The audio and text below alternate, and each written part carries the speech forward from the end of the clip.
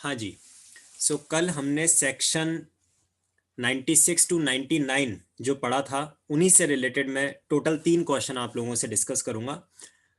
ये first question जो Madhya Pradesh judicial examination में 2017 में आया था, the question is right of private defence extends to, first option defence of body only, second defence of property only, third defence of body and property both, and none of the above.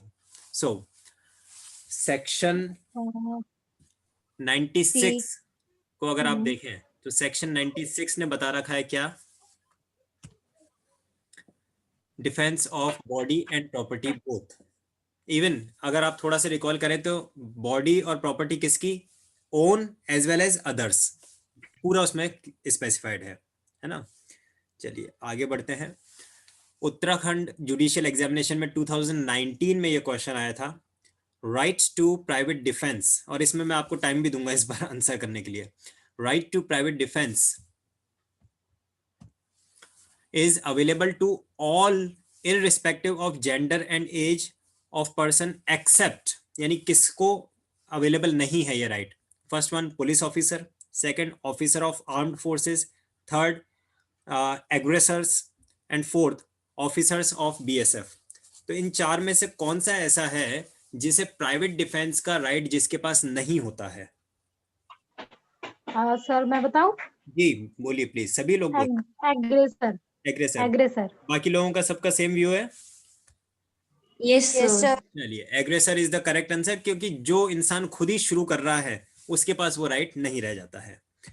और third last question आज के लिए, A under the influence of unsoundness attempt to kill B, influence of unsoundness, B in attempting to defense, sorry, B in attempting to defend himself caused grievous hurt to A. Here, A is liable for attempt to murder, B is liable for grievous hurt. Secondly, A commits no offense, B is liable for grievous hurt. Third, B commits no offense and A is liable for attempt to murder. And D is both A and B are excused. Both are excused from liability. क्या लगता है कौन सा होगा? Sir इसके तो मतलब option और क्वेश्चन इतना वो हो गया ना कि मतलब याद नहीं रहा है कि क्या होगा। याद बट कल हमने अनसाउंड माइंड किस में पढ़ा था? सर आई थिंक इसका आंसर बी है। 84 सर।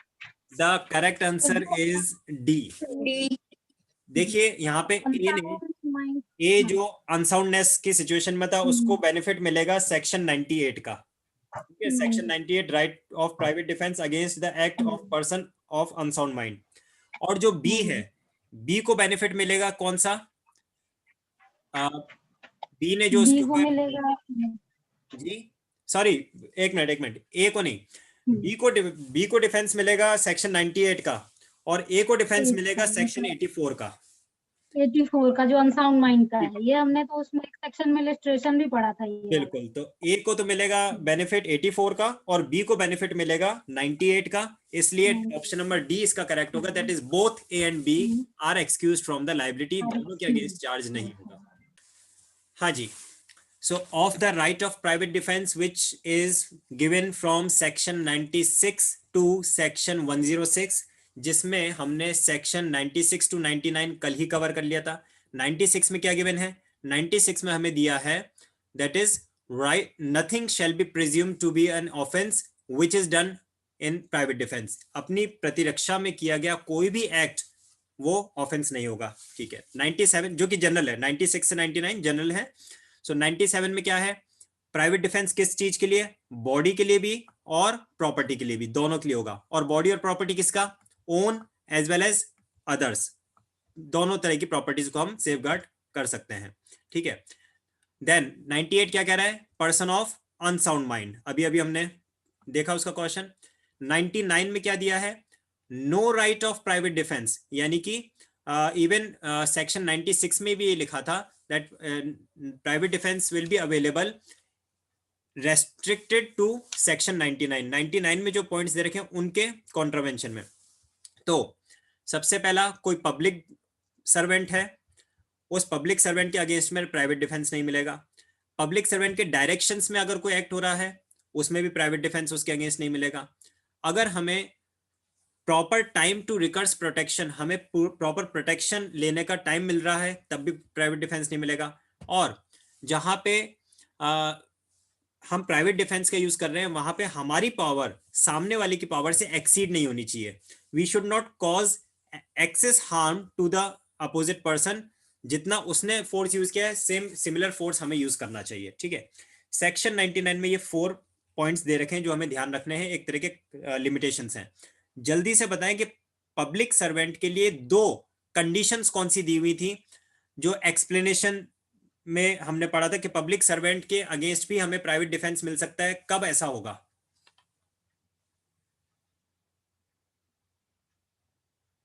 पब्लिक सर्वेंट और डायरेक्शन ऑफ पब्लिक सर्वेंट के अगेंस्ट में भी हमें प्राइवेट डिफेंस मिल सकता है। कौन सा वो सिचुएशन होगी?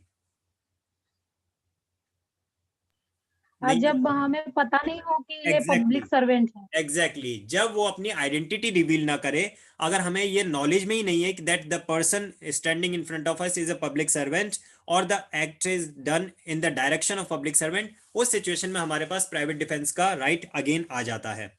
और एक कंस्ट्रेंट है कि पब्लिक सर्वेंट और डायरेक्शन ऑफ पब्लिक सर्वेंट के अगेंस्ट भी हमें प्राइवेट डिफेंस मिल जाएगा अगर ये दोनों डेथ या फिर ग्रीवियस हर्ट कॉज करने का इंटेंशन रखते हैं। अगर पब्लिक सर्वेंट डेथ और ग्रीवियस हर्ट कॉज करने का इंटेंशन रखता है, इन the direction of public servant भी डेथ और ग्रीवियस हर्ट होने का चांसेस है, तो भी हमें प्राइवेट डिफेंस है। लेकिन अगर डेथ और ग्रीवियस हर्ट होने के चांसेस नहीं है तो फिर public servant, direction of public servant में प्राइवेट डिफेंस अवेलेबल नहीं है। और जहां पे टाइम हमारे पास सफिशिएंट है उसमें भी प्राइवेट डिफेंस नहीं है। और दूसरा, हमें एक्सेस पावर का यूज नहीं करना है। चलिए आगे बढ़ते हैं। आज का जो हमारा टॉपिक है सेक्शन 100 से लेकर 106 बहुत इजी है। मतलब यहाँ पे सिर्फ ये इस चार्ट से मैं आपको एक बार में माइंड में सेट करवा दूंगा और उसके बाद फिर हम जब बेयर एक्ट से लेंगे तो आपको बहुत जल्दी समझ में आएगा। देखिए, सबसे पहला डिफेंस अगेंस्ट बॉडी, उसके बाद सेकंड है डिफेंस अगेंस्ट प्रॉपर्टी। तो डिफेंस अगेंस्ट बॉडी में कितने सेक्शन है? 3 सेक्शन है, 100 to 102। Then defence against property के लिए उसमें भी 3 सेक्शन है और फिर 106 एक अलग हो गया। ठीक है, देखिए डिफेंस अगेंस्ट बॉडी में जो 3 सेक्शन है उसमें सबसे पहला क्या है? सबसे पहला है right extends to causing death, यानी कौन सी ऐसी सिचुएशन है जब हम अपने प्राइवेट डिफेंस को यूज करते हुए सामने वाले की डेथ तक कॉज कर सकते हैं।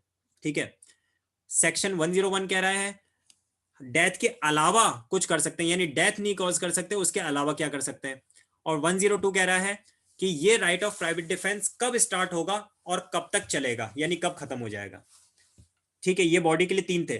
देखिए प्राइवेट डिफेंस अगेंस्ट प्रॉपर्टी में जो 3 सेक्शन है उसमें भी सेम चीज है। 103 कहता है कब हम डेथ कॉज कर सकते हैं। 104 कहता है अदर देन डेथ करने के लिए क्या क्या कंडीशंस है। और 105 कर रहा है कि ये राइट कब कमेंस होगा और कब तक कंटिन्यू करेगा। यानी कि इनको एक को भी अगर आप याद कर, तीनों में से कोई भी एक याद कर लेंगे तो अगले 3 याद हो जाएंगे आपको। और लास्ट आता है इनोसेंट पर्सन 106 में, जिसमें दे रखा है कि कब हाँ कोई भी पर्सन अपने प्राइवेट डिफेंस में किसी इनोसेंट पर्सन की भी डेथ कॉज कर सकता है।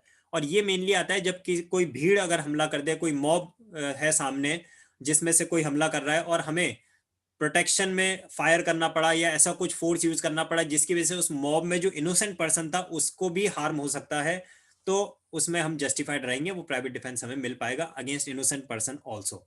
बाकी सब में तो क्या था, असॉल्टर के अगेंस्ट था, अटैकर के अगेंस्ट था, लेकिन 106 में हमें इनोसेंट पर्सन के अगेंस्ट में भी प्राइवेट डिफेंस मिल रहा है।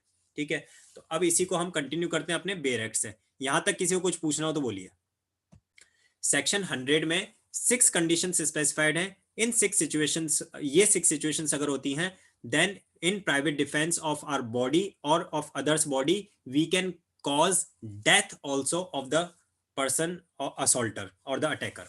ठीक है, तो देखते हैं वो कौन कौन सी सिचुएशन है। सबसे पहला हेडिंग आपके सामने गिवन ही है, क्या? That is when the right of private defence of body, private defence of body to causing extends to causing death. तो हमारा राइट डेथ कॉज करने तक के लिए कब एक्सटेंड होता है। ठीक है, सो फर्स्ट कंडीशन है हमारे पास में such an assault as may reasonably cause the apprehension that death will otherwise be the consequence of such assault. जहां पे ऐसी कोई सिचुएशन हो कि हमें महसूस हो जाए, हमें लगे कि अगर हमने सामने वाले को नहीं मारा तो वो हमें मार देगा. पहली situation where there is an apprehension that death will be otherwise be consequence, यानी इसका रिजल्ट डेथ ही होगा, हमारी डेथ होगा. ठीक है, तो यानी कि खुद की जान बचाने के लिए सामने वाले की जान ले लेना. Secondly, such an assault as may reasonably cause an apprehension of grievous hurt, यानी कि आपको डेथ होने का के सिचुएशन नहीं है, डेथ होने के आपको एप्रीहेंशन नहीं है, अंदाजा नहीं है, ऐसा कोई संभावना नहीं लग रही है, लेकिन अगर आपको ग्रीवियस हर्ट होने की भी एक्सपेक्टेशन है, उस सिचुएशन में भी आप सामने वाले की डेथ कॉज कर सकते हैं. Thirdly, N assault with the intention of committing rape, यानी कि अगर किसी के ऊपर रेप अटेम्प्ट हो रहा है, इस सिचुएशन में भी हम डेथ कॉज कर सकते हैं सामने वाले पर्सन की. Fourth is intention of gratifying unnatural lust, similar to the third situation, committing rape or intention of gratifying unnatural lust, इसमें भी डेथ कॉज कर सकते हैं सामने वाले पर्सन की. where there is an intention, an assault with the intention of kidnapping or abducting, जहां पे हमें ऐसा लग रहा है कोई पर्सन पकड़ के ले जाएगा, हमें किडनैप करने की इच्छा रखता है, आशय रखता है, या हमें कहीं पे बंदी बनाने की इंटेंशन रखता है, उस सिचुएशन में भी हम डेथ कॉज कर सकते हैं. तो 5 सिचुएशंस तो ये हैं आपके सामने. ठीक है, इसी के आगे एक 6th लास्ट सिचुएशन हमारे पास आती है,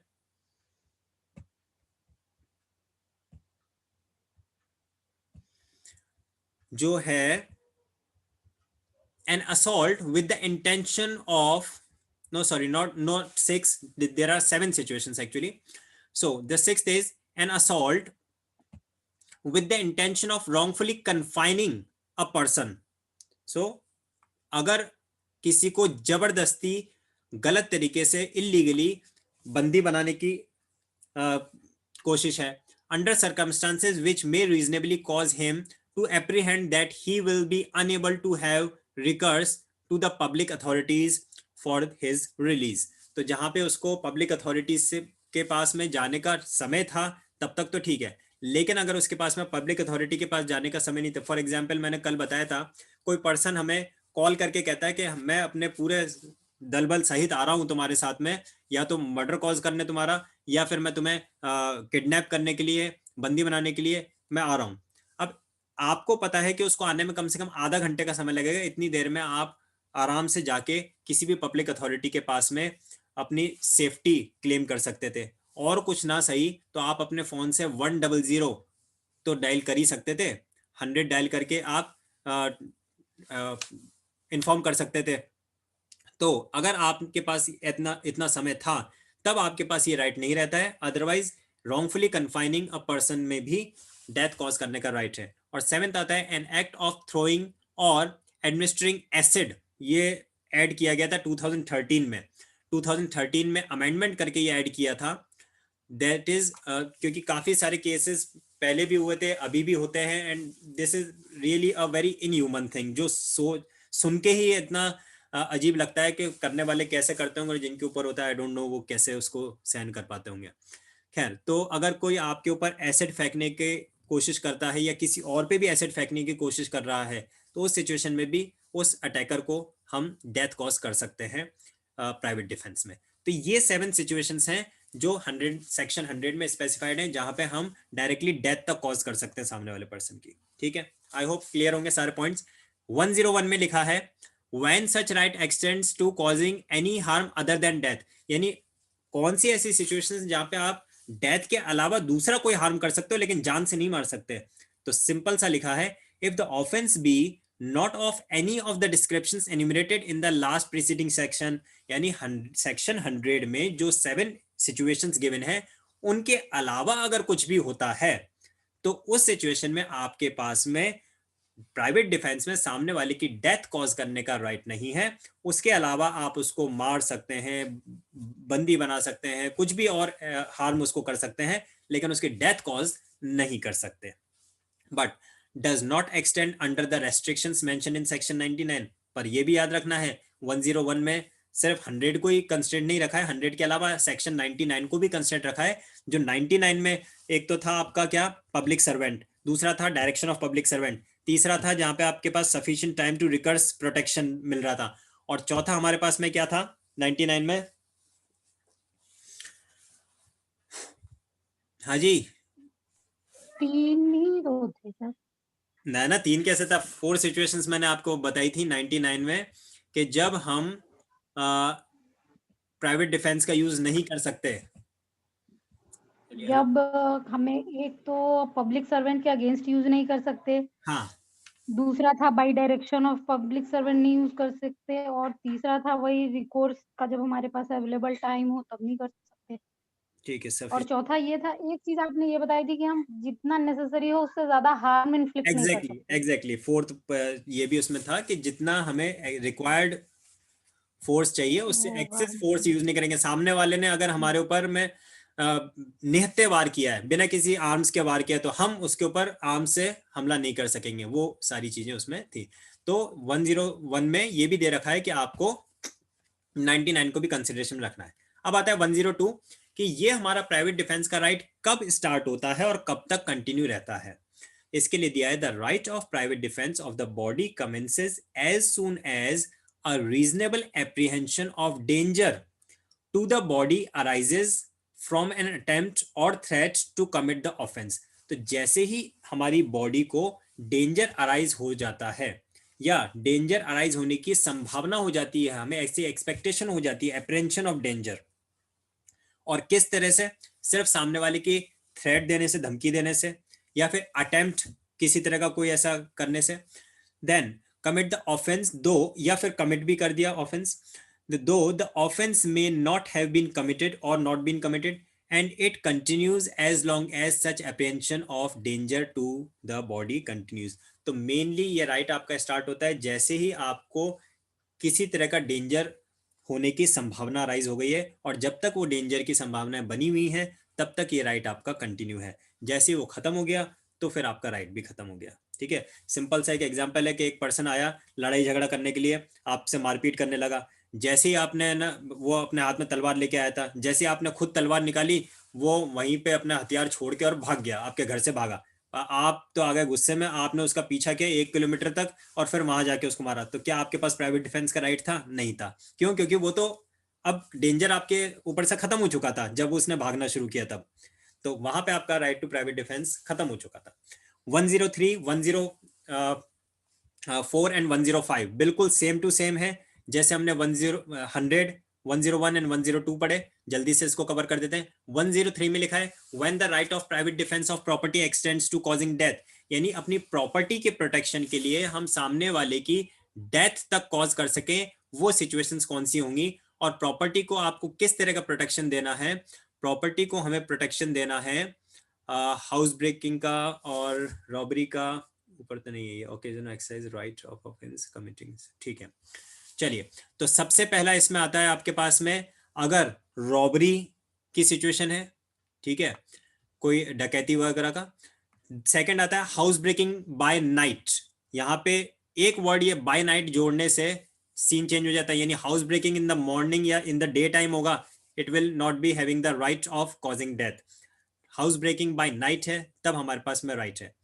then mischief of fire committed on the any building tent vessel which तो जब सामने वाला पर्सन किसी तरह का आग लगा के नुकसान करने की मंशा रखता है तब भी हमें right of private defence of causing death मिल जाता है। Fourthly the theft, mischief or house trespass, बिना हमारी परमिशन के कोई हमारे घर में जबरदस्ती घुसे, दैट इज हाउस ट्रेसपास, या घर या हमारी प्रॉपर्टी में घुसे जबरदस्ती, दैट इज हाउस ट्रेसपास। तो ये 4 सिचुएशंस हैं जहां पे हम अपनी प्रॉपर्टी के प्रोटेक्शन में, इवन दूसरे की प्रॉपर्टी के प्रोटेक्शन में डेथ तक कॉज कर सकते हैं।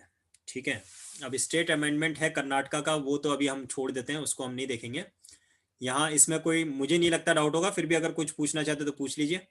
एग्जैक्टली जैसा 100 में 7 सिचुएशंस स्पेसिफाइड थी, या 103 में 4 सिचुएशंस स्पेसिफाइड हैं, ठीक है।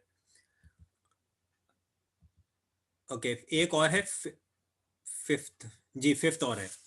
Fifth is mischief of fire or any explosive substance committed on any property used or intended to be used for the purpose of government or any local authority, statutory body or company owned and controlled by government or railway or any vehicle used or adapted to be used for the carriage of passengers of for fire or reward, sorry for hire और reward. तो बस वही है कि अगर किसी तरह का कोई एक्सप्लोजिव के थ्रू हमला वगैरह करने के कोई इंटेंशन रखते हैं तो उसमें ये फिफ्थ सिचुएशन भी कवर कर दिया है। 104 में क्या कहा तो है? ये फिफ्थ वाला सिर्फ कर्नाटका के लिए ही होगा, हाँ बाकी बिल्कुल, ये वो मतलब मेंशन है। ऑल ओवर इंडिया हाँ में। वो मेंशन हाँ, है एक्चुअली अलग से, कर्नाटका एक्ट नंबर 8 ठीक। वो मेंशन है जी। तो 4 सिचुएशन ही मेनली हमें ध्यान रखनी है। 104 में है when such right extends to causing any harm other than death. तो सिंपल सा इसका एक्सप्लेनेशन है जैसा कि 101 में दिया था, यानी कि जो चीजें 103 में मेंशन है उसके अलावा कोई कंडीशन होती है तो फिर आप डेथ कॉज नहीं कर सकते, आप दूसरा कोई भी हार्म क्रिएट कर कॉज कर सकते हैं लेकिन डेथ कॉज नहीं कर सकते। तो यानी कि अभी मैंने एक बताया भी था आपको कि हाउस ब्रेकिंग एक नाइट है तो आप डेथ कॉज कर सकते हैं, लेकिन house breaking in the day time है तो आप डेथ नहीं कर सकते कॉज। और simple theft, mischief, criminal trespass वगैरह है उसमें भी आप डेथ कॉज नहीं कर सकते, ठीक है। तो अदर देन 103 जो भी है उसमें आप डेथ कॉज नहीं कर सकते, अदर हार्म कर सकते हैं। 105 में लिखा है कि ये राइट कब स्टार्ट होगा और कब तक कंटिन्यू रहेगा, तो उसके लिए भी बिल्कुल सिंपल सा है, जैसे ही ऐसा कोई एप्रीहेंशन लगता है ऑफ कॉजिंग डेंजर तब ये राइट स्टार्ट हो जाएगा। The right of private defense of property commences when a reasonable apprehension of danger to the property commences। जैसे ही वो apprehension commence होता है वैसे ही right start हो गया। The right of the private defense of property against theft continue कब तक रहेगा? Till the offender has effected his retreat with the property, जब तक कि वो offender या वो attacker property के साथ जुड़ा हुआ है, और either the assistance of the public authority is obtained, और या फिर आपने किसी पब्लिक अथॉरिटी से हेल्प नहीं आपको मिल गई है तब तक भी राइट रहेगा, ठीक है। अब आपके प्रॉपर्टी में ही है अभी भी वो अटैकर, वो असॉल्टर, लेकिन अगर कोई पब्लिक अथॉरिटी आ गई है, पुलिस आ गई है आपके प्रोटेक्शन के लिए, तो फिर आपका प्राइवेट डिफेंस खत्म हो जाता है और the property has been recovered, या फिर आपकी जो प्रॉपर्टी थी वो आपने सामने वाले से छुड़ा ली है, बचा ली, तब आपका खत्म हो जाता है प्राइवेट डिफेंस का राइट, ठीक है। अब आते हैं, ये कुछ और पॉइंट्स दे रखे हैं उनको एक बार आप देख लेना। लास्ट आता है 106, that is right of private defence against deadly assault when there is risk of harm to innocent person. अभी तक हमने जितने भी प्राइवेट डिफेंस पढ़े those were against the attacker और द असॉल्टर, लेकिन यहाँ पे जो 106 में दे रखा है this is the private defence against the deadly assault, जो कि हमारे हम किसी की डेथ तक कॉज कर सकें उस डिफेंस में, even for the against the innocent person, जिस पर्सन ने कुछ हमारे साथ हार्म नहीं किया उसके लिए भी। तो ये मेनली मॉब वाली सिचुएशन में अप्लाई होता है। If in the exercise of the right of private defence against an assault which reasonably causes the apprehension of death, the defender be so situated that he cannot effectively exercise the right without risk of the harm। तो ऐसी situation में वो है जब वो innocent person की life को risk में डाले बिना अपने प्राइवेट डिफेंस के राइट का यूज नहीं कर सकता, ऐसी उसकी मजबूरी है, तब उसके पास में है his right of private defense extends to the running of that risk। तो उसके पास राइट मिल जाता है कि वो इनोसेंट पर्सन की भी डेथ कॉज कर सके। एक इलस्ट्रेशन दे रखा है, A is attacked by a mob, एक भीड़ ने उसके ऊपर हमला किया, who attempts to murder him, उसको जान से मारने की मंशा से, he cannot effectually exercise his right of private defense without firing on the mob। अब उसे अपने आप को बचाना है तो भीड़ पे पूरे पे गोली चलानी पड़ेगी। And he can not fire without risk of harming young children who are mingled with the mob, और उस भीड़ में कुछ छोटे बच्चे भी हैं उन जो इसके ऊपर हमला नहीं भी कर रहे हैं पर उनको वो अलग तो नहीं कर सकता। A commits no offense if by so firing he harms any of the children। तो यहाँ पे हमारा चैप्टर 4 कंप्लीट होता है। किसी के माइंड में कोई क्वेरीज, कोई डाउट है तो आप पूछ सकते हैं।